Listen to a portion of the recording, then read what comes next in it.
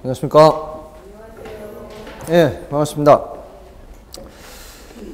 오늘은 7편이죠. 부동산 개발 및 관리론, 잡다한 내용들이 많습니다. 오늘도 마찬가지 지난주에 했던 것을 좀 복습을 하고요. 그러고 나서 진도를 나가겠습니다. 지난주에 했던 내용은 부동산 금융론이었습니다. 부동산 금융론은 크게 세 파트로 이루어져 있습니다. 오늘 처음 들으시나요? 지난주에 했던 것을 좀 간단하게 복습을 하니까 일단은 그렇게 이제 아시고요. 오늘 새로운 내용 나가면은 이제 그때부터 좀 집중하시면 되겠습니다. 금융론은 크게 세 파트로 나누어져 있는데 저당 상환 방법이라는 게 있어요.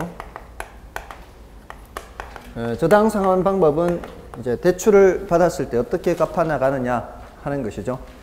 이게 이제 고정금리, 변동금리라는 게 있다 그랬죠. 고정금리, 변동금리 해서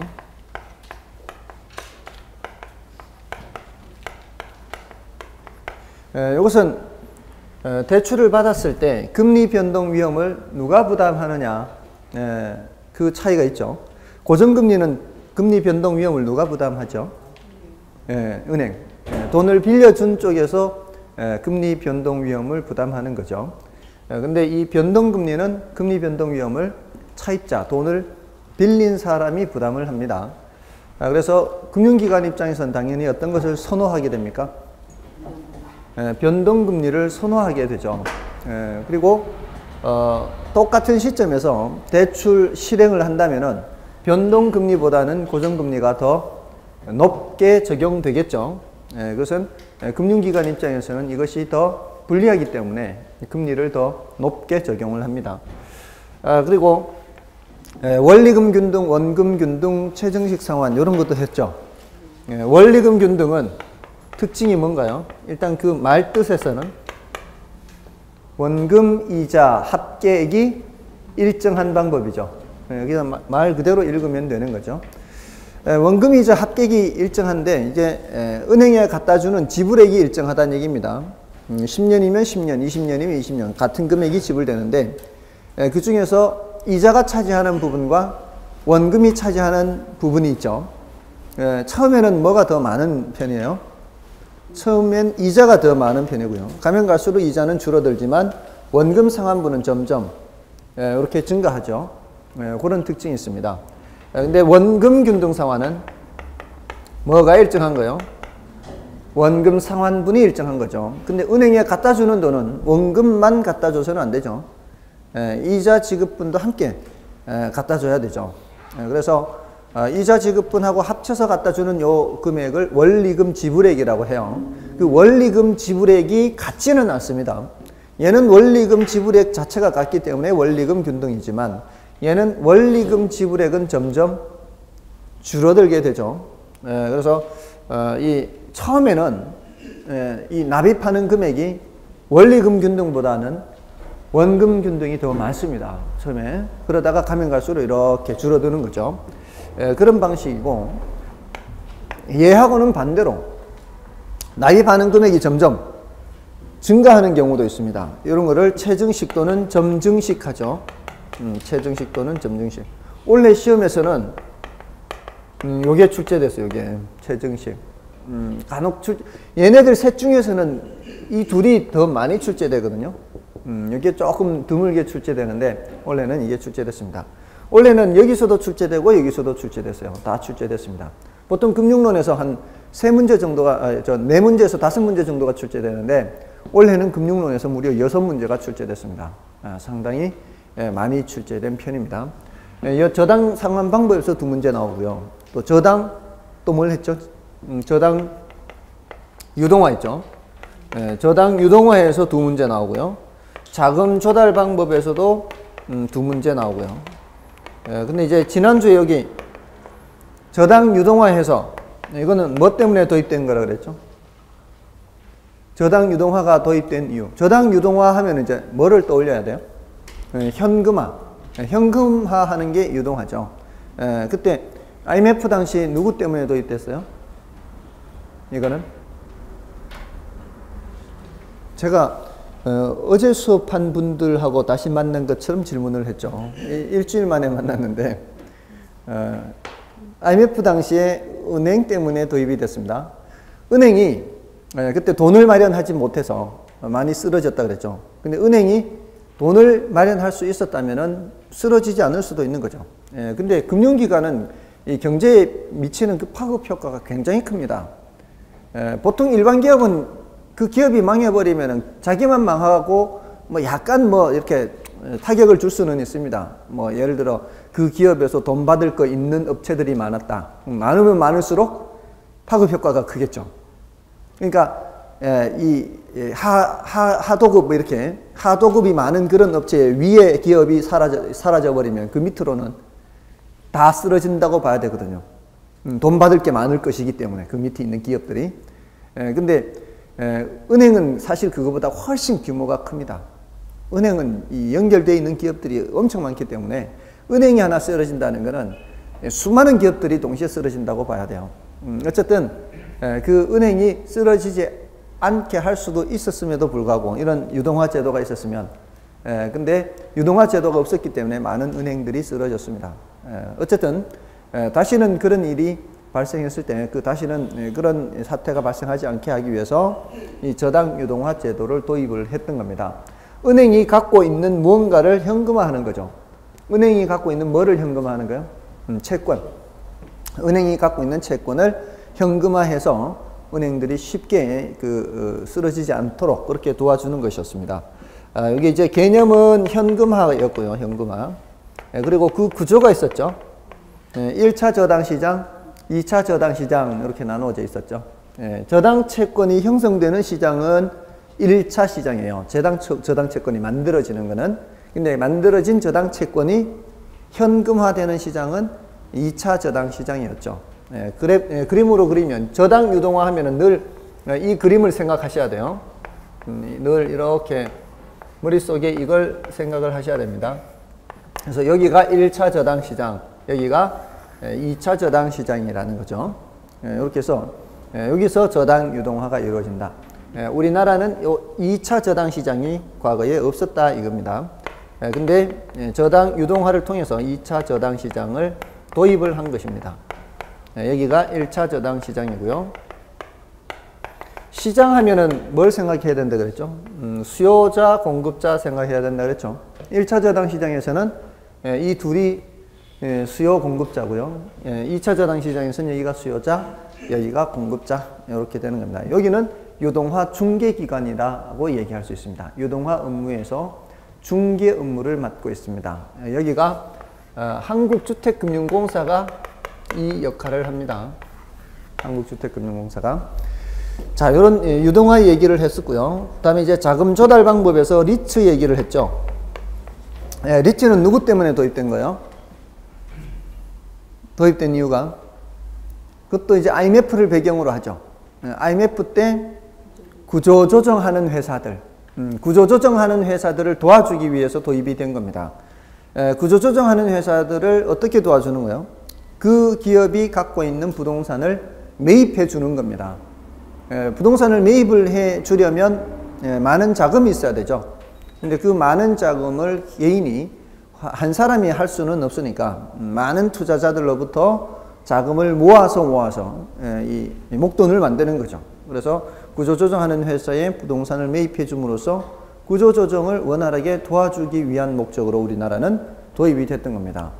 요거는 이제 자금 조달 방법에서 자기 자본을 조달하는 방법이라고 볼 수 있어요. 지분금융, 부채금융 하는 거요. 지분금융, 부채금융. 지분금융은 뭐고요? 지분금융은 자기 자본을 조달하는 거고, 부채금융은 타인 자본을 조달하는 거죠. 근데 이 지분금융은 특징이 지분금융과 부채금융의 부채금융 가장 큰 특징이 뭐예요? 부채금융의 가장 큰 특징, 지분금융의 가장 큰 특징. 지분금융은 배당입니다. 배당. 실적에 따른 배당이고요. 부채금융은 정해진 이자를 주는 거죠. 자, 이게 가장 큰 특징입니다. 그래서 우리가 펀드에 가입한다 그러면 펀드는 배당이니까 이 지분금융에 해당하는 거예요. 근데 이 리츠가 바로 주식을 발행한단 말이에요.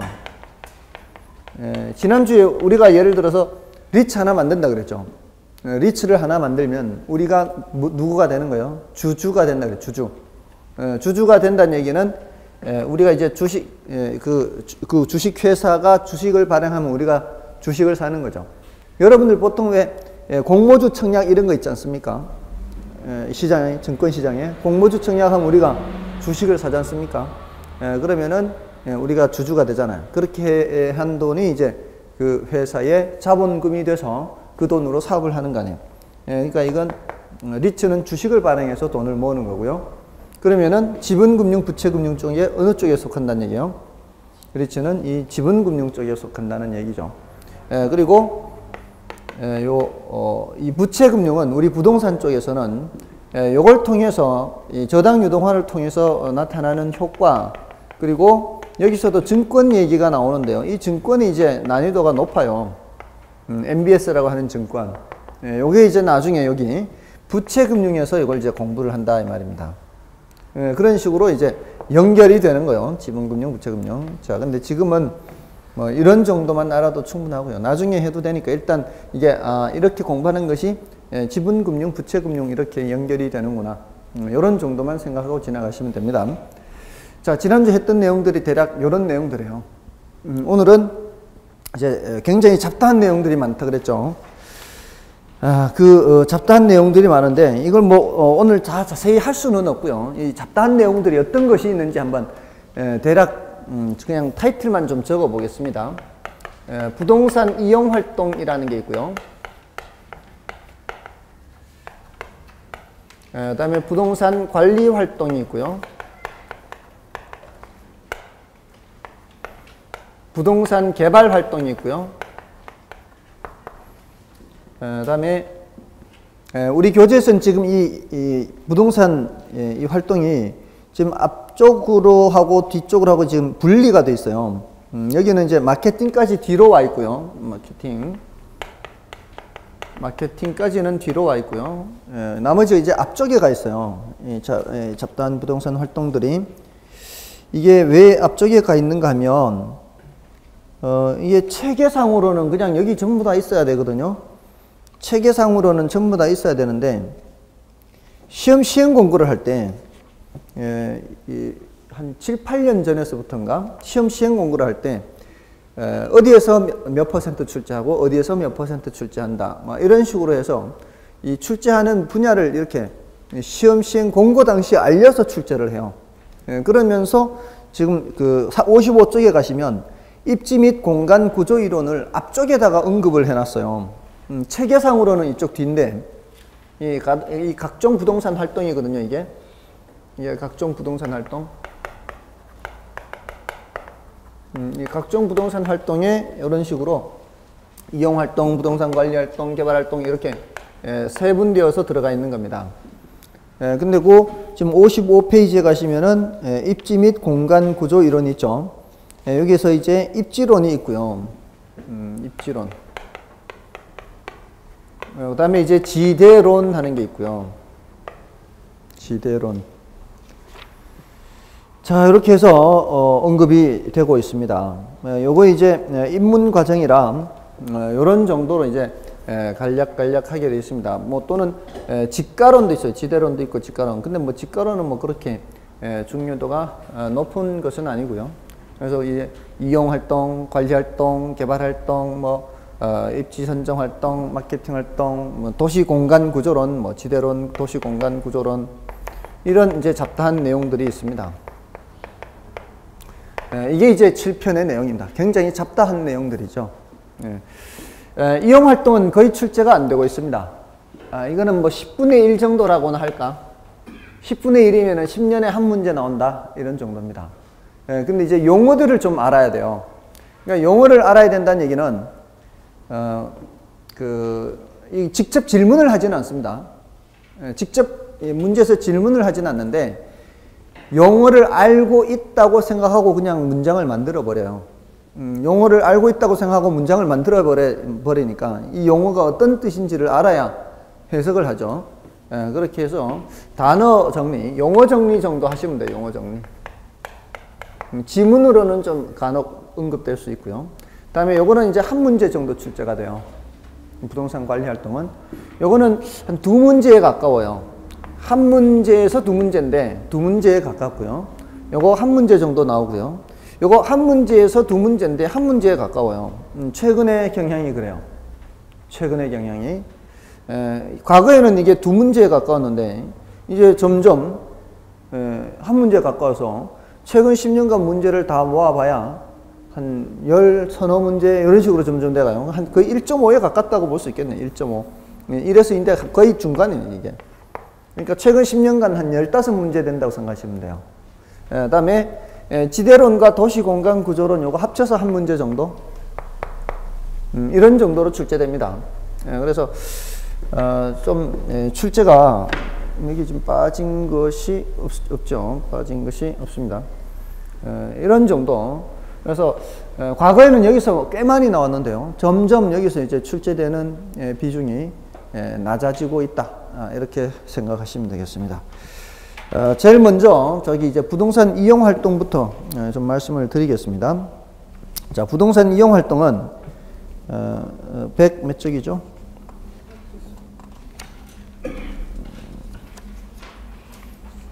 104쪽이 있죠. 104쪽이 이제 이용 활동이라는 게 있고요. 지금 여기서는 이제 용어 뜻을 알아두는 정도로만 수업합니다. 그러니까 지금 단어 뜻 있죠. 104쪽에 최유효 이용이라는 단어 있죠. 그것을 이제 살펴보는데요. 일단 최유효 이용, 여러분들이 생각할 수 있는 데까지 한번 생각해 보세요. 이 단어를 보고. 어떤 단어는 단어를 보고 그 뜻을 생각하기 쉽지 않지만 이런 경우에는 단어를 보고 그 뜻을 생각할 수가 있죠. 가장 잘 이용하는 것을 말하는 거죠. 근데 이제 단순하게 생각하면 그렇고요. 근데 이제 앞에서 여러분들 부동산 개념을 공부할 때 법경기 공부하셨죠. 법적 측면, 경제적 측면, 기술적 측면 모두 살펴본다고요. 이 최유효 이용 개념을 얘기할 때도 법적인 측면, 경제적인 측면, 기술적인 측면을 모두 살펴봅니다. 그러니까 가장 잘 이용하는 건데 무슨 뭐 불법적인 이용이더라도 가장 잘 이용하기만 하면 되느냐? 그건 아니라는 거죠. 합법적인 이용이라야 되고요. 그리고 물리적으로 가능한 얘기라야 되겠죠. 물리적으로 불가능한 얘기라면 이건 말이 안 되는 거죠. 기술적인 측면을 말하는 겁니다. 그러면서도 경제적으로 수익이 가장 큰 이용이 돼야 되겠죠. 그렇게 생각하면은 어렵지 않아요. 그러니까 이거를 여러분들이 혼자 공부하면은 어려운 이유가 이걸 그냥 혼자 이렇게 보면 거기에 대한 개념을 찾아 떠올리기가 쉽지 않단 말이에요. 근데 이 최유효 이용을 생각할 때 법경기를 동시에 생각하시라. 지금까지 해왔던 복합 개념에 따라 생각한다 라고 생각하면 뭐 어렵지 않다는 거죠. 그러니까 동그라미 1번과 2번 있죠. 최유효 이용의 동그라미 1번, 2번 찾으셨어요? 그 동그라미 1번, 2번을 합쳐서 법적인 측면이라고 보시면 돼요. 합리적이면서 합법적이다. 이렇게. 동그라미 1번, 2번이 모두 합리적. 104쪽입니다. 지금. 104쪽. 104쪽에 최유효 이용하고 있습니다. 104쪽에 최유효 이용. 자, 그래서 합리적, 합법적을 묶어서 그냥 법적인 측면이라고 보시면 돼요. 합리적과 합법적을 묶어서 법적인 측면. 그 다음에 물리적 채택 가능성, 이건 뭐겠어요? 이건 기술적 측면이겠죠. 그 다음에 최대 수익 실현 가능성, 동그라미 4번은 경제적인 측면이겠죠. 됐나요? 그러면은 이거 별로 어렵지 않습니다. 아, 최유효 이용도 복합 개념에 따라 파악을 하는구나. 이렇게. 그래서 그 판단 기준은 뭐 따로 기억하기보다는 최유효 이용을 이걸 판단할 때는 이런 모든 측면을 다 함께 판단한다. 이렇게 생각하시면 되는 거고요. 다음에 이제 집약도라는 단어 보세요. 지금 단어 설명하는 거예요. 집약도. 집약도라는 단어는 이렇게 생각하세요. 노자토 이렇게. 노자토 어디서 들어보신 적 있지 않나요? 노자토 들어본 적 없습니까? 하기야 제가 또 무리한 질문을 한 거죠. 한 달 전에 했던 거를 이제 또 질문하니까. 노자토, 노동자본 토지, 생산 요소 얘기할 때 했습니다. 부동산 개념을 얘기할 때 법적인 측면의 개념, 경제적인 측면의 개념, 기술적인 측면의 개념이었어요. 법적인 측면은 협의 강요로 다시 나누어지고 협의의 개념을 민법상 개념해서 토지 및 그 정착물을 이렇게 했고요. 광의의 개념해서 토지 및 그 정착물에 준부동산을 더해서 광의부동산 했거든요. 그러면서 경제적인 측면의 부동산은 상품, 자산, 자본, 생산 요소, 소비재 이렇게 표현할 때 생산 요소가 들어가 있습니다. 경제적인 개념에서 생산 요소를 얘기했어요. 그때 생산 요소 할 때 노자토 이렇게 했습니다. 노자토, 노동, 자본, 토지 여기 생산 요소다. 그리고 또 한 번 그 다음 주에 또 했어요. 그 다음 주에 언제 했는가 하면 공급 결정 요인 할 때 가격, 생산 요소 가격, 생산 기술 수준 이렇게 할 때 또 생산 요소가 나왔어요. 예, 그때 생산 요소 가격 할 때 노동의 가격을 뭐라고 했을까요? 그때 가격에 대해서도 정리해 드렸어요. 가격이라는 게 대표 용어고 특별한 시장에서는 가격을 달리 부른다는 말씀을 드렸을 거예요. 그죠? 자금 시장에서는 가격을 이자율, 자금 시장에서는 가격을 이자율, 외환 시장에서는 가격을 환율, 임대 시장에서는 가격을 임대료, 특히 토지 임대 시장에서는 지대 이렇게 했고요. 그리고 노동 시장에서는 가격을 임금 이렇게 했어요. 그래서 노동의 대가, 임금, 자본 대가, 이자율, 토지 사용 대가, 지대 이때 했습니다. 다시 한 번 더 말씀드린 거 이제 복습한 거예요. 노자토에서 노동, 자본, 토지 이렇게 노자토.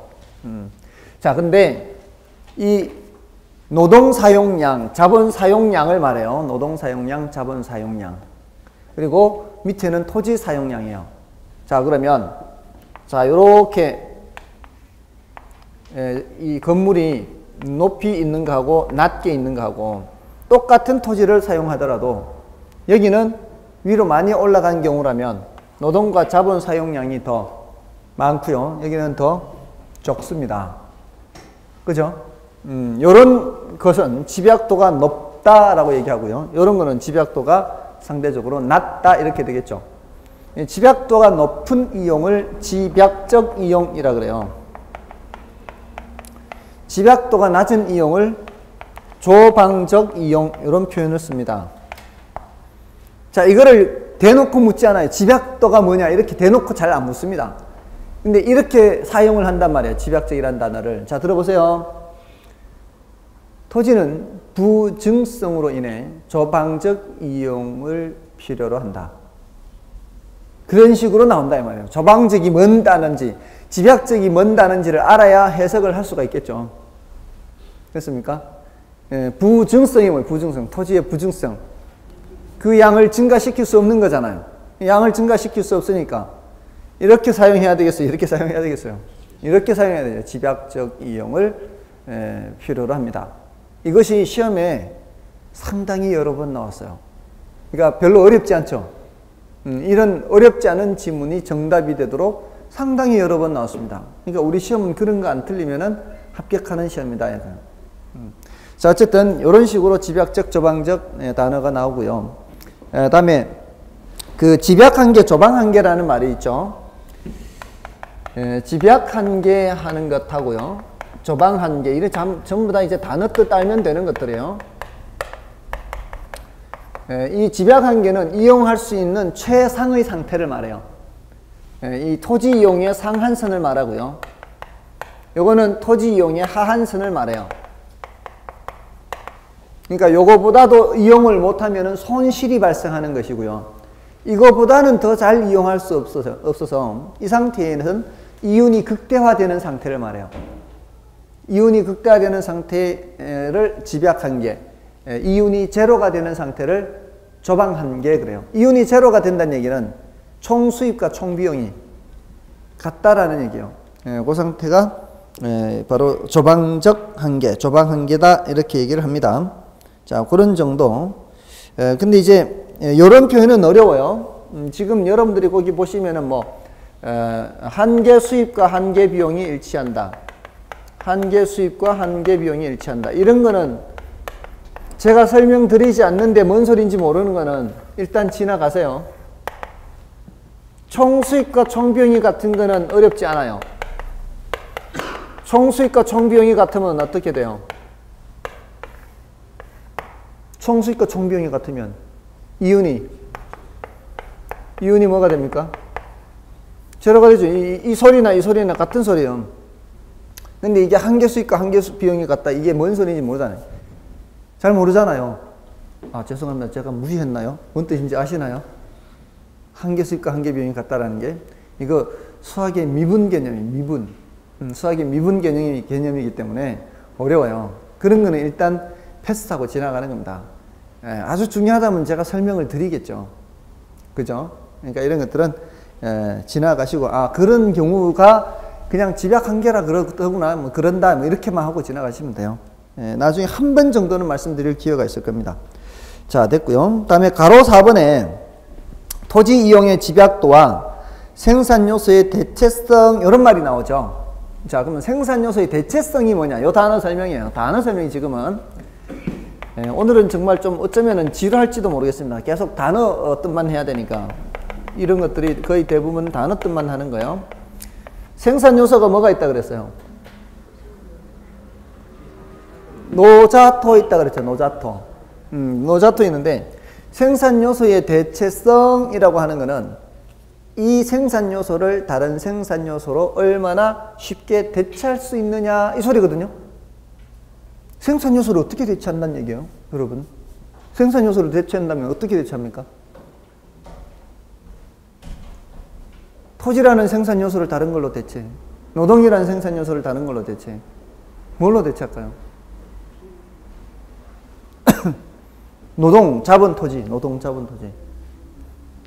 어떻게 대체하는 거예요? 자, 우리는요, 자본주의 사회에 살고 있죠. 우리 자본주의 사회에 살고 있지 않습니까? 자본주의 사회에서는 자본이 대빵이에요, 자본이 다른 생산 요소를 다 대체합니다. 지금 이게요, 지금 보세요. 지금 이러한 높이로 이거하고 똑같은 공간을 만들기 위해서는 어떻게 해야 됩니까? 옆으로 펼쳐야죠, 옆으로. 그죠? 똑같은 공간을 만들기 위해서는 옆으로 펼쳐야 돼요. 이런 경우에는 뭐를 많이 사용하는 거예요? 얘보다 토지를 많이 사용하는 거죠. 그럼 토지를 많이 사용하다가 이렇게 해버리면은 토지를 상대적으로 적게 사용하죠. 토지를 적게 사용한다는 얘기는 자본을 상대적으로 자본을 많이 사용한다는 얘기예요. 토지를 적게 사용한다는 얘기가 상대적으로 자본은 많이 사용한다고요. 집약적이라 그랬죠. 집약적. 이 노동 자본이 많이 사용됐잖아요. 뭔 뜻인지 아시겠어요? 그러면 이때 뭐라고 표현을 하겠습니까? 노동이나 자본이 뭐를 대체했다? 토지를 대체했다. 이렇게 표현한다고요. 이게 바로 생산 요소가 대체된 거라고요. 아시겠습니까? 지금 이러한 공간 6칸을 만든 거하고 이러한 공간 6칸을 만든 거하고 여기에서 이렇게 될 때 누가 누구를 대체했다고요? 토지가 자본을 대체했다 이렇게 얘기할 수 있다. 자본이 토지를 대체했다 이렇게 얘기할 수 있다 이 말이에요. 예, 저까지 지금 헷갈리고 있어요. 이제 전염되고 있습니다. 예, 자본이 토지를 대체했다 이렇게 얘기를 할 수 있다 이 말입니다. 그런데 그 대체성이라고 하는 거는 대체하기가 쉽냐 어렵냐 이런 것까지 따지는 개념이라고요. 자, 그러면 자, 우리 상업적 이용을 보세요. 상업적 이용. 그다음에 농업적 이용, 농업 이용. 농업 이용에서 이렇게 하기가 쉽겠어요? 상업 이용에서 이렇게 하기가 쉽겠어요? 상업 이용에서 이렇게 하기가 더 쉽잖아요. 그러니까 1차 산업보다는 3차 산업이 토지에 대한 자본의 대체성이 높다라고 얘기한단 말이에요. 이거는 토지에 대한 자본의 대체성이 낮다. 여기는 토지에 대한 자본의 대체성이 높다. 이렇게. 뭔 뜻인지 아시겠죠? 이 생산 요소를 다른 생산 요소로 얼마나 바꾸기가 쉽냐 어렵냐 라고 얘기할 때 자본이 우리는 자본주의 사회에 살고 있기 때문에 대부분이 자본이 대체예요. 자본이. 지금 여러분들 요즘 매스컴에도 많이 나오죠. 경비 노동자. 경비 노동자의 지금 현실에 대한 막 그 매스컴에 이 기사가 많지 않습니까? 왜 그런 현상이 나타납니까? 이 경비 노동자들 그 뭐 아파트 단지에서 많이 해고하잖아요. 왜 해고합니까? 예? 왜 대체를 하죠? 왜 대체를 할까요? 기술이 발전해서 단순히? 비용을 절약하기 위해서. 지금 현재, 이게 사실은 여러분들은 잘 모르시겠지만, 수년 전부터 그 경비 노동자들의 최저임금 수준을 계속 이게 80%에서부터 조금씩 올려왔었거든요. 올려왔는데 지금 내년부터는 100% 이제 맞추는 거예요. 100%. 그것도 이제 100%에 맞추는 거예요. 100%에 맞추는데 아파트 단지에서는 그 100%에 맞추려면은 한 집당 관리비를 몇천 원씩 더 내야 되거든. 한 집당 몇천 원씩. 한 집당 몇천 원씩 더 내는 게 아깝다고 안 올려주는 거예요. 안 올려주려고 하는 거죠. 안 올려주는 대신에 이제 어떻게 이제 잘라야 될 거 아니에요. 자르면은 그 경비 노동자의 공백을 뭔가가 대체해야 될 거 아니에요. 그 뭔가가 뭐가 대체하는 거예요? 자본이 대체한다. 그게 자본이라고. CCTV하고 이게 자본이라고요. 그럼 예를 들어서 한 명을 해고를 하면은 지금 현재 한 100만 원 되나요? 경비 노동자 월급이 100만 원 안 될지도 몰라요. 90만 원, 80만 원 이렇게 될지도 몰라요. 그러면 연봉이 1000만 원, 연봉이 1000만 원이에요. 근데 이제 1100만 원으로 올려줘야 되는 상황이에요. 또는 1200만 원으로 올려줘야 되는 상황이에요. 예를 들어 1200만 원으로 올려주면은 얼마가 더 발생합니까? 200만 원 더 발생하죠. 그러면은 이 사람 한 명 자르면 이제 이런 사람이 10명이 있다면요. 이런 사람이 10명. 1년에 1억의 자금이 필요하잖아요. 근데 이 사람들을 올려주고 일부를 올려주는 거죠. 일부를 1200만 원으로 올려주는 거죠. 그러면 8명을 고용을 하면은 10명 중에 10명이 1000만 원이었는데 10명 곱하기 1000만 원이었어요. 그러면 이제 지금까지 1억으로 됐단 말이에요. 근데 2명 잘라버려. 2명 자르고 8명으로 1200만 원. 이제 남은 사람들은 올려주는 거죠. 그럼 어떻게? 9600만 원 되잖아요. 이러면은 2명만 자를까요? 2명 아닙니다. 4명 자르, 4명. 6명을 남겨놓고요. 4명을 자르는 거예요. 그럼 어떻게 돼요? 그래야만 돼요. 7200이잖아요. 남는 2800으로 CCTV 같은 거 설치한다고요. 이 설치할 돈을 마련하려면은 사람을 2명만 자르면 안 돼요. 사람 자르는 건 훨씬 많이 잘라요. 4명이나 잘라야 돼. 이 4명 공백 생기는 거를 CCTV 4대, 뭐 예를 들어 700만 원씩 해서 4대 설치하는 거예요. CCTV 4대. 사람 있을 자리에. 예, 그러니까 지금 이건 뭘 말하는가 하면은 생산 요소가 대체되는 거는 이런 산업의 종류에 따라서도 달라지지만 이게 상업적, 이용, 농업적 산업에 따라서도 달라지지만 생산 요소 가격에 따라서도 달라져요. 생산 요소 가격이 높으면 높을수록 그 생산 요소를 써야 안 써요? 생산 요소를 안 쓰는 거죠. 지금 오늘 벌써 재미없다는 티가 나는 거예요? 아니면 원래 이 시간 되면 조는 거예요? 원래 7시, 요 시점 되면 조는 거죠. 예, 안 되겠어. 이제는 잠을 깨어가면서 이 해초리를 들고 해야 되지. 둘째 시간부터 괜찮습니다. 둘째 시간부터 괜찮습니까? 늘 첫째 시간, 요 시간대 되면 그런 거예요. 그 사람들이 보면은, 그러니까 집중을 해서 조용한 게 있고요. 지죽은 듯이 조용한 게 있어요. 그게 그 조용한 정도가 달라요. 아주 열심히 공부해서 조용한 거는, 이게 정말 그 분위기가 살벌한 분위기거든요. 근데 지금은 전혀 살벌하지가 않아요. 완전히 탁 모여가지고 그냥, 전부 다들 어디 갔다 오시는 것 같아요.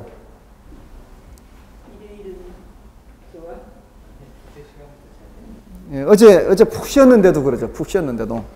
자, 어쨌든 생산 요소 대체성. 자, 요 말은 생산 요소 대체성. 요거는 산업에 따라서도 달라지고요. 산업에 따라서도 달라지고 생산 요소 가격이 변하는 것에 따라서도 달라진다고요. 더 비싼 거는 덜 쓴다고요. 경비원들의 임금이 올라가니까 비싸지잖아요. 그러니까 안 쓴다고요. 그러니까 마냥 이것도 일종의 저거거든요. 여러분들 그 지지난주에 정책론 할 때 최고 임대료 규제 이거 했었잖아요. 임대료 수준을 최고 여기까지는 받아야 된다 이렇게 하잖아요. 그때는 어떻게 규제를 했는가 하면 시장 임대료보다는 낮게 규제를 했거든요. 시장 임대료보다 낮게 규제한다고요. 그러니까 수요자들이 많이 수요하려고 했잖아요. 그죠? 그랬을 때 공급자들이 어떻게 했어요? 공급을 안 하려고 했잖아요. 돈이 안 되니까. 근데 지금 이거는 임금을 지금 정부가 규제하는 거예요. 임금을 시장 임대료보다 어디에 규제하는 거예요? 이때는 오히려 높게 하는 거, 높게. 시장 임대료보다 높게 하니까 오히려 사람을 덜 써버리는 거예요. 덜 써버리는 거예요, 오히려. 다른 걸로 바꿔버리는 거예요. 그러니까 해고가 많아지는 거예요, 해고가. 그러니까 정부가 이게 취지는 좋아요. 최저임금도 못 받는 이 경비 노동자들이 너무 안 됐으니까 해야 된다 그러는데 사실은 그렇게 하면 오히려 더 많이 잘리게 돼요. 그게 안타깝습니다. 이게 사실 어떻게 보면은 사회가 참 이 건전한 사회라면 그 한 가구당 한 몇천 원씩 더 넣으면 돼요, 사실은. 그 한 가구당 그 한 달에 몇천 원이죠, 한 달에. 보통 한 1000세대 된다 생각해요, 1000세대. 1000세대면은 1000원씩 더 내면 얼마 더 모입니까? 1000원씩 더 내면 100만 원 더 모이거든요. 1000세대면 1000원씩 더 내면 100만 원이잖아요. 그럼 10명한테 10만 원 더 주면 돼요. 그렇잖아요. 근데 한 3,000원 더 낸다고 생각해볼까요? 3,000원. 3,000원 더 내면은 300만 원 더 모이잖아요. 300만 원이면은 10만 원씩 30명한테 더 줄 수 있는 거예요. 근데 경비원이 30명 되는 데는 꽤 많은 데거든요. 뭔 뜻인지 아시겠죠? 불과 한 집당으로 생각하면은 몇천 원도 안 됩니다. 예, 근데 그게 아까운 거예요. 그게. 그렇지 않나요? 그게 아까워서 사람들 자르는 거예요.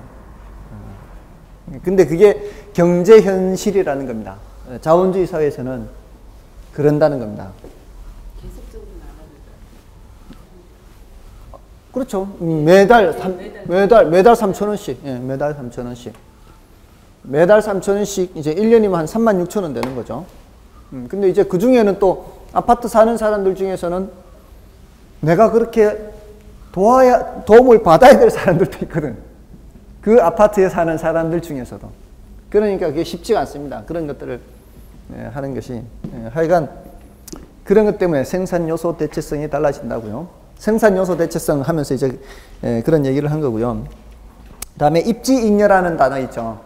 이 입지잉여라는 단어는 입지를 앞으로 이제 입지라는 단어 배우실 텐데 입지는 위치란 뜻이에요. 그리고 잉여는 남는 거란 뜻이에요. 잉여란 단어도 앞으로 계속 나올 겁니다. 표현은 그럴듯해서 입지잉여인데요. 이거 여러분들 다 알고 계시는 개념입니다. 여러분들 왜 그 중개사무소나 아니면 어떤 뭐 식당이든 왜 길목이 좋다 그러잖아요. 목이 좋다. 목이 좋다라는 게 바로 이 입지잉여가 크다라는 뜻입니다.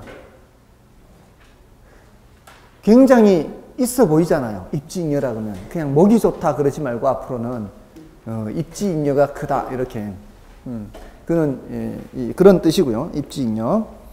자, 그렇게만 하고 넘어가시고요. 다음에 스프롤 현상이라는 단어 있죠. 스프롤 현상이라는 단어는 도시가 무질서하게 확산되는 현상을 말해요.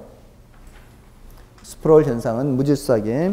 그래서 그 의에 나와 있는데 나와 있는 것처럼 도시의 성장 개발 현상이 불충분한 도시 계획 등으로 불규칙적이고 무질서하게 평면적으로 확대되는 현상을 말하며 비지적 개발도 있어요. 비지적이라는 말이 어렵죠. 비자가 무슨 비자예요? 날아갈 비자죠. 지자가 땅 지자죠. 이건 이제 비직국이라는 게 있어요. 국제정치학 용어 중에 비직국.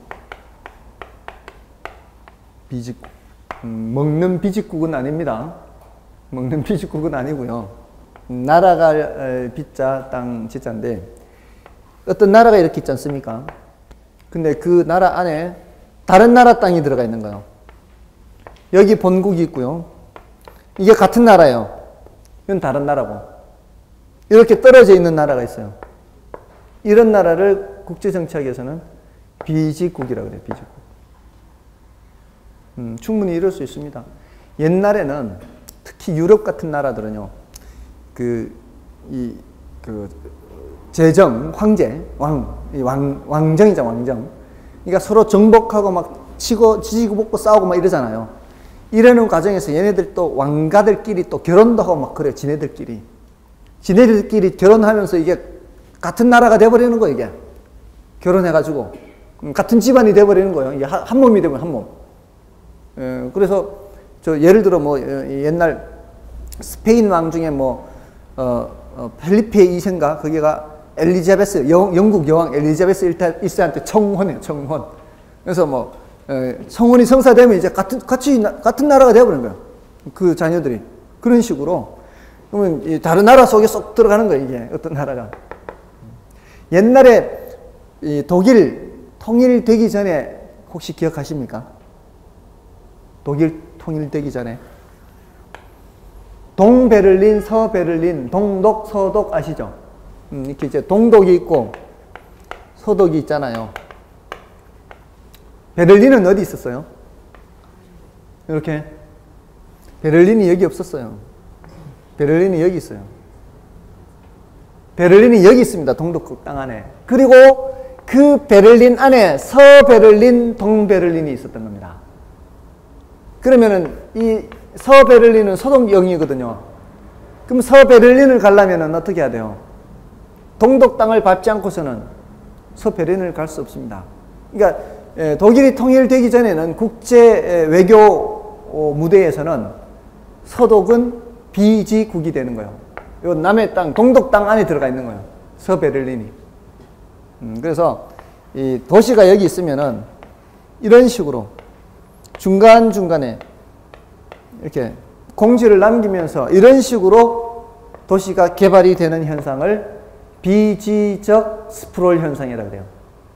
공지 남기고 개발되고, 공지 남기고 개발되고, 공지 남기고, 이런 비지적 스프롤 현상도 있고, 또 간선도로를 따라가면서 스프롤 현상이 나타날 수도 있고, 여러 가지 스프롤 현상은 있습니다. 어쨌든 도시가 무질서하게 확산되는 현상이다. 지금은 뜻만 알아두세요. 다음에 직주분리와 직주접근 있죠. 직주분리는 직장과 주거지가 분리되는 현상 이렇게 하고요. 직주접근은 직장과 주거지가 접근하는 현상 이렇게 하면 돼요. 과거에 도시가 형성되는 초기 시기에는 어떻습니까? 직장이 전부 다 자기 집 근처에 있죠.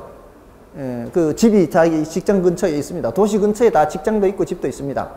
근데 이렇게 확산되다 보면은, 계속 확산되다 보면은 도심에 사는 게 불편해질 수 있고요. 또 집값도 비싸고요. 그리고 환경도 별로 좋지 않습니다. 도심 환경이 별로 좋지 않습니다. 지금은 서울 도심이 굉장히 환경이 좋아졌어요. 제가 처음 서울 왔을 때는 정말 공기가 안 좋았습니다. 정말 그 매연이 이루 말할 수 없었습니다.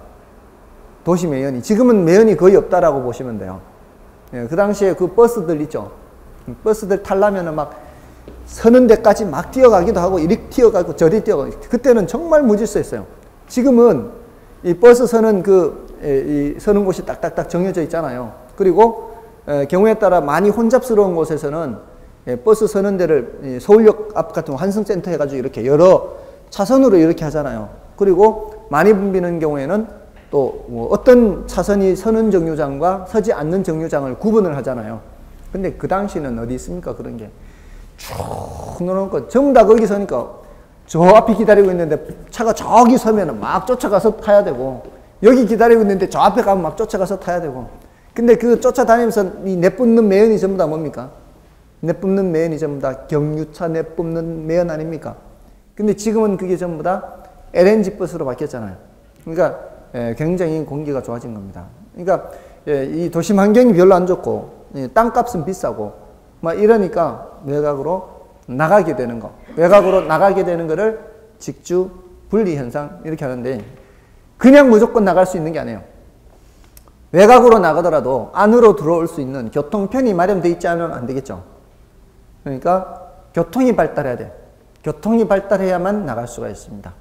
예, 그렇게 해서 직주분리 현상이 되면 아마 여러분들 고등학교 때 배우셨을 것 같은데 외곽에는 심상도시라 그러죠. 배드타운. 그리고 도심은 밤이 되면은 사람들이 텅텅 비게 되는 현상. 도심 공동화, 도넛 현상. 뭐 이런 현상이 나타나게 되는 게 직주 분리고요. 직주 접근 현상이라고 하는 것은 나갔던 사람이 다시 들어오는 현상을 말해요. 워낙 이제 그다음부터는 교통체증이 심해지거든. 교통체증이 심해지니까 차라리 도심으로 오는 게 나을 수 있다는 거죠. 도심 환경도 개선이 많이 되고요. 자, 그게 직주 접근, 직주 분리. 자, 이게 단어 뜻만 설명드리고 지나갑니다. 다음에 이제 부동산 관리 있죠. 자, 이 부동산 관리는 그래도 조금 이제 내용이 있는 것들입니다. 한 문제 정도 나오니까. 올해는 부동산 관리에서 2문제가 나왔어요. 보통 한 문제 정도 나오는데 이제 올해는 2문제가 나왔습니다. 이게 이제 부동산 관리는 크게 3가지 주제로 나누어지거든요. 여기 이제 제일 먼저 우리 부동산 관리의 종류해서 나오는 거 있죠. 2번 주제 108쪽에. 거기에서 협의의 관리는 유지관리라고 하잖아요. 요거는 기술적 측면의 관리예요. 근데 이제 협의의 관리는 별로 신경 안 씁니다. 이거는 당연히 포함되고요. 우리는 광의의 관리, 요걸 신경 써야 돼요. 그러니까 광의의 관리해서 요거를 부동산 관리의 내용, 우리 교재에서 나오는 이 광의의 관리가 이게 무슨 관리라고요? 부동산 관리의 내용으로 해서 언급이 많이 돼요. 근데 뭐 광의의 관리나 이 관리의 내용이나 이거 구별하는 게 중요한 게 아니고요. 여기에는 이제 법적인 측면의 관리도 있고 경제적인 측면의 관리도 있고 기술적인 측면의 관리도 있다. 광의의 관리할 때 이것도 뭐 나와야 돼? 이런 말이 나오면은 뭐가 나와야 돼? 여기에 복합 개념에 따라 이렇게 복합 개념으로 파악한다 이 말이에요. 아까 최유효 이용도 복합 개념 했죠. 최유효 이용을 따질 때도 이게 최유효 이용인지 아닌지 따질 때 합법적인지 그렇지 않은지 따져봐야 되고 또 기술적으로 채택 가능해야 되고 그리고 최고 수익이 돼야 되잖아요. 부동산을 관리할 때도 이런 식으로 3가지 측면을 모두 살펴봐야 돼요. 자, 우리 주로 법적인 측면을 살펴보는 거는 권리 측면 살펴보는 거예요. 등기부 같은 거 이런 거. 다음에 경제적인 측면은 가치나 가격 또는 수익이나 비용 이런 측면 살펴보는 겁니다. 다음에 기술적인 측면은 보통 우리 부동산 관리에서 말하는 기술적인 측면은 왜 설비 같은 거 있죠. 부동산 관리에서 말하는 기술적인 측면은 위생 관리라든가 설비 관리라든가 보안, 보전 뭐 이런 거. 이 보전은 현상 유지 같은 걸 말하는 거예요. 보전이라는 단어는 현상 유지입니다. 길이 보전하세요. 현상 유지하자는 겁니다. 그런 측면의 관리의 내용이 있고요. 다음에 그 109쪽에 부동산 관리 방식 있죠. 그 관리 방식이 출제가 좀 많이 되는 편이에요. 부동산 관리 방식. 이 관리 방식, 올해 여기서도 출제가 됐어요. 여기. 부동산 관리 방식에서는 자가 관리하고요. 자기가 직접 관리하는 거죠. 위탁 관리하고요. 그 다음에 혼합 관리 이렇게 3가지가 많이 나옵니다. 자위혼 합니다. 자위혼. 앞 글자 따면은 보통 여러분들 규모가 큰 경우에는 어떤 게 좀 더 많고요. 규모가 큰 경우에는 위탁 관리 쪽으로 많이 넘어가는 편이고요. 규모가 작은 경우에는 자가 관리 쪽이 많고요. 만약에요. 그래서 관리하는 과정에서 내부 사정이 외부로 유출되기 쉬운 거는 뭘까요? 내부 사정이 외부로 유출되기 쉬운 거는 위탁 관리겠죠. 기밀 유지가 잘 되는 방식이라면 그런 식으로 물어요. 그런 식으로. 통제가 잘 되는 방식은 뭘까요? 통제가 잘 되는 방식은 자가관리. 이건 통제가 조금 덜 되는 방식. 그런 식으로 장단점을 묻습니다. 그거 이제 나중에 대답하면 돼요. 근데 그렇게 어렵지가 않습니다. 자, 그렇게 해서 나중에 해 나갈 거고요. 다음에 그 이제 110쪽에 가시면 그게 장단점 있지 않습니까? 그렇게 이제 묻고요. 다음에 그 밑에 부동산 관리 활동에서 유지 활동이라는 거 있죠. 이 유지 활동은 기술적 관리에 들어가는 거예요. 여기. 유지 활동은 여기 다 여기 들어가는 거예요. 기술적 관리에 들어가는 겁니다. 다음에 그 밑에 임대료 결정 방법이라는 거 있죠. 임대료 결정 방법에서 조임대차, 순임대차, 비율임대차 이 내용은 중요도는 좀 낮습니다. 지문으로만 좀 나오는 내용이에요. 제일 많이 나오는 게 지금 요거예요.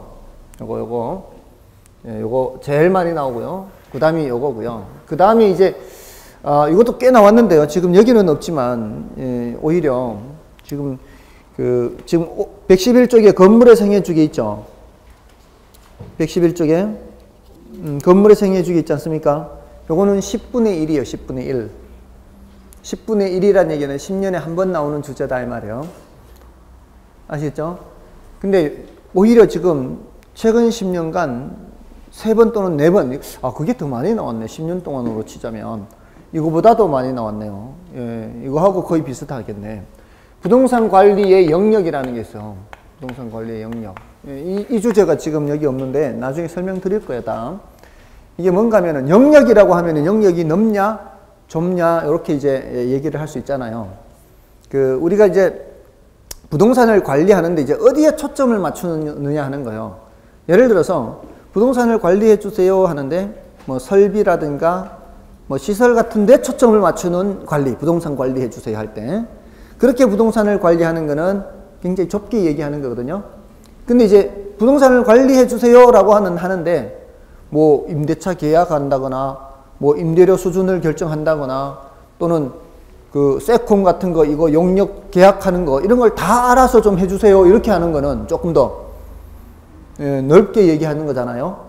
근데 그런 측면보다도 더 넓게 얘기할 수 있어요. 예를 들어 여러분들 왜 옛날 같으면 왜 좀 부잣집에 왜 마름이라고 하나요? 집사? 집사 마름 들어보셨어요? 마름? 그 집안의 살림살이를 다 해주는 사람 있잖아요. 그 집안의 살림살이를 다 해주는 사람의 경우에는 그 부동산 어떤 부동산 하나만 있는 게 아니거든요.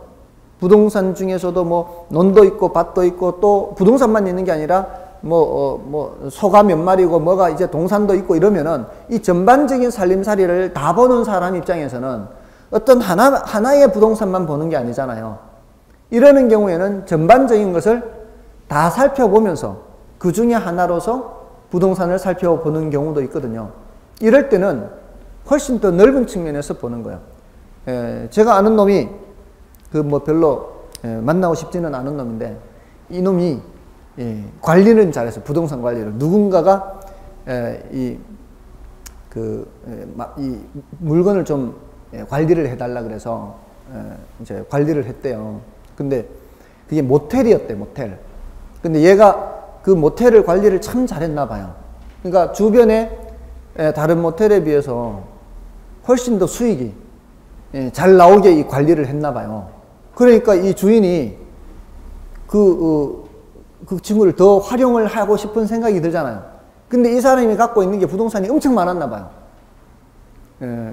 경상남도 지역에. 근데 대부분이 모텔이었대요.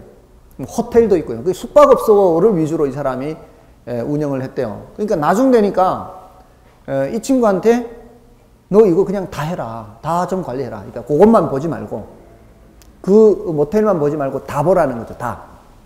이럴 때에는 이 친구가 그 모텔의 수익을 극대화시키고자 하는 의사결정만 하는 게 아니라 지금 이 사람이 너무 많은 부동산, 그것도 숙박업소만 쪽으로만 너무 많이 갖고 있으니까 건의할 때 어떻게 하겠습니까? 야, 이거 너무 숙박업소 쪽으로만 너무 많습니다. 다른 걸로 좀, 다른 것도 좀 하고 이렇게 건의를 할 거 아니에요. 이런 식으로 건의하는 거는 그 부동산만 관리하는 것보다는 훨씬 더 넓잖아요. 근데 부동산은 관리는 한단 말이에요. 그러니까 차원이 다르잖아요. 그러니까 이 가장 넓은 차원에서 부동산을 관리하는 거는 자산 관리의 하나로서 얘기를 해요. 자산 관리. 에셋이라 에셋. 에셋 매니지먼트라고 해요. 에셋 매니지먼트. 근데 그거보다 좀 좁게 얘기할 때는 부동산 관리라 그래. 부동산 관리. 또는 이제 요거는 영어로는 프로퍼티라 그래. 이게 지금 이 단어가 번역이 좀 어려워요, 이제. 이게 말입니다. 여러분들 자산하고 재산하고 어떤 차이가 있나요? 자산이라고 할 때는 뭐고 재산이라고 할 때는 뭔가요? 예? 일단 글씨가 다르고요. 예. 있는 대로 한번 해보십시오. 그럼 이제. 아, 이거는 자산은 부채를 포함한 거고 재산은 순자산? 재산은 순자산 같아요. 그런 뉘앙스가 좀 더 있나요? 재산을 하면은 나한테는 전혀 빚이 없는 순수히 내 것만 얘기하는 개념이고, 자산 하면은 부채가 포함되어 있는 개념이고, 좀 어렵죠. 쉽지 않잖아요. 딱 정해진 바는 아니잖아요. 근데 문제가 뭔가 하면 우리나라에서 이게 구별이 쉽지 않거든요, 이게. 근데 영어에서 말하는 이 에셋은 그야말로 자산 전부 다예요. 예, 제일 넓은 의미. 이 프로퍼티는 뭘 말하는가 하면 영어에서는 부동산 쪽을 주로 얘기합니다. 부동산. 이 자산 중에서도 영어로는. 근데 말입니다. 이게 부동산학에서는 이걸 이제 부동산에 초점을 맞추는 개념이라고요. 이거는 전부 다를 말하고요.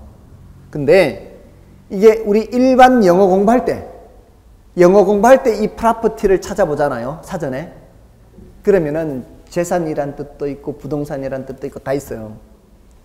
일반적으로 우리가 영어 공부할 때는 이걸 재산으로 번역을 많이 해요. 근데 이걸 번역을 재산으로 해버리면 자산하고 재산하고 우리나라에 구별이 쉽지 않거든. 그래서 사실은 이 프로퍼티를 부동산이라고 하는 게 좁게 좀 하는 게 건물 임대차 관리라든가 이렇게 거기에 초점을 맞추는 게 조금은 더 괜찮은 번역인데 이거를 재산이라고 번역하는 경우도 있거든요. 이게 문제, 이게. 골치 아파져, 이래. 그때는 이 영어 단어를 봐야 돼요, 영어 단어를. 이게 더 넓고, 이게 더 좁고, 이렇게. 그 다음에, 시설관리. 이거는 영역이 이거보다도 더 좁죠? 예. 자부시, 이렇게 자부시. 됐습니까? 이거 지우지 마세요. 지금 쉬는 시간에 잠 깨고 다시 봐야 돼요. 잠 깨고 다시 봐야 되니까 지우지 마시고요. 좀 쉬겠습니다.